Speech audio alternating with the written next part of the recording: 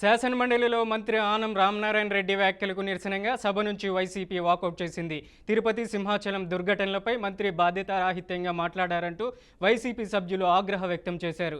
కోట్లాది మంది భక్తుల మనోభావాలను దెబ్బతీశారని నినాదాలు చేశారు.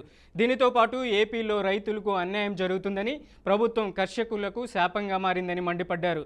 రైతు సమస్యలపై సభలో చర్చించాలని పట్టుబట్టారు. ఈ సందర్భంగా మీడియా పాయింట్ వద్ద శాసనమండలి విపక్ష నేత బొత్స సత్యనారాయణ మాట్లాడుతూ ఎండోమెంట్ మినిస్టర్ ప్రశ్నకు సంబంధం లేని సమాధానం చెప్పారు. సంబంధం లేని అంశాన్ని ప్రస్తావించడం దురదృష్టకరమన్నారు. తిరుపతి తొక్కిసలాట ఘటన దురదృష్టకరం.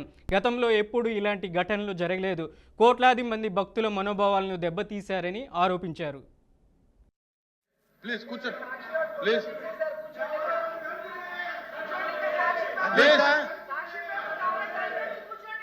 అధ్యక్ష, మంత్రి గారు దయచేసి కూర్చోండి. అయిపోయింది, ఆ క్వశ్చన్ అయిపోయింది. Next question. ఎల్ఓపి గారు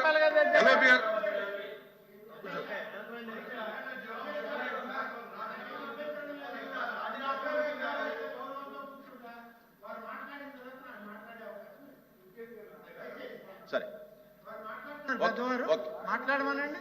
వారు మాట్లాడాక నాకు అవకాశం. ఆయన అడిగిన దానికి మీరు చెప్పండి, కానీ ఇంకా ఈ క్వశ్చన్ అయితే లేదు. దీంట్లో అన్ని సమాధానాలు చెప్పకపోతే ఎట్లా అధ్యక్ష? ఇంతమంది దగ్గర ఇచ్చారు మీరు.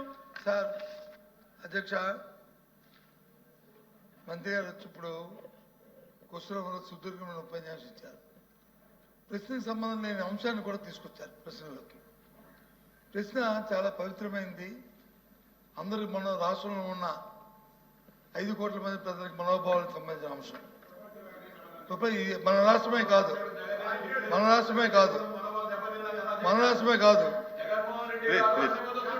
కూర్చోండి.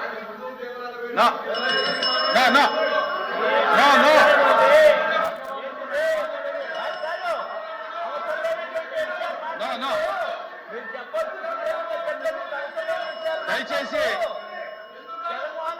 మెంబర్ మాట్లాడినటువంటి ఏది కూడా రికార్డుకు పోదు. మెంబర్ మాట్లాడింది ఏది రికార్డుకు పోదు. ప్లీజ్ కూర్చోండి, ప్లీజ్.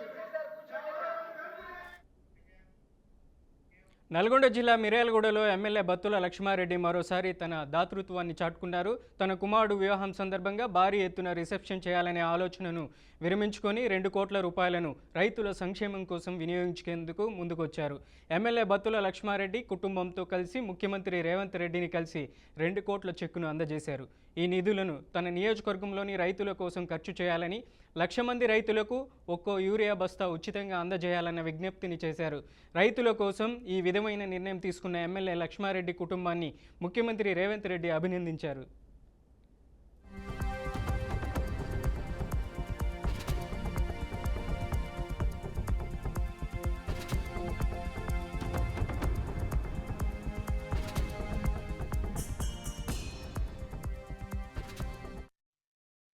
రైతు సంక్షేమం కోసం మా బాబు సాయి ప్రసన్న వెన్నెల పెళ్లి సందర్భంగా రిసెప్షన్ కోసం కేటాయించిన డబ్బుల్ని రైతు సంక్షేమం కోసం, మిర్యాలగూడ రైతులందరూ బాగుండాలా, ఆ రైతు సంక్షేమం కోసం మనం డబ్బులు ఇవ్వడం జరిగింది.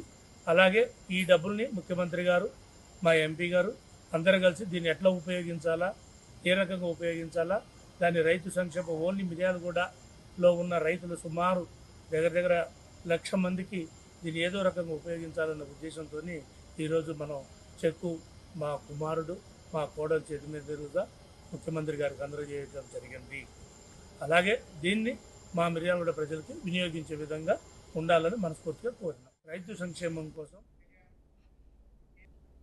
జగిత్యాల జిల్లా పట్టణ కేంద్రంలో మరో యువకుడు ఆన్లైన్ గేమ్ కారణంగా బలి కావడంతో పట్టణంలో విషాదం నెలకొంది. విద్యానగర్కు చెందిన రాహుల్ అనే యువకుడు బీటెక్ డిస్కంటిన్యూ చేసి ఇంట్లో ఖాళీగా ఉంటూ రోజు ఆన్లైన్లో గేమ్స్ ఆడేవాడు.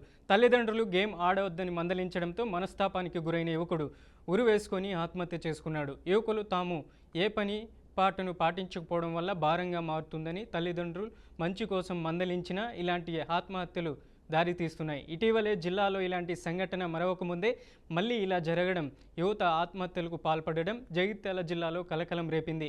సమాచారం అందుకున్న పోలీసులు ఘటనా స్థలానికి చేరుకొని ఘటనపై కేసు నమోదు చేసి దర్యాప్తు చేపట్టారు.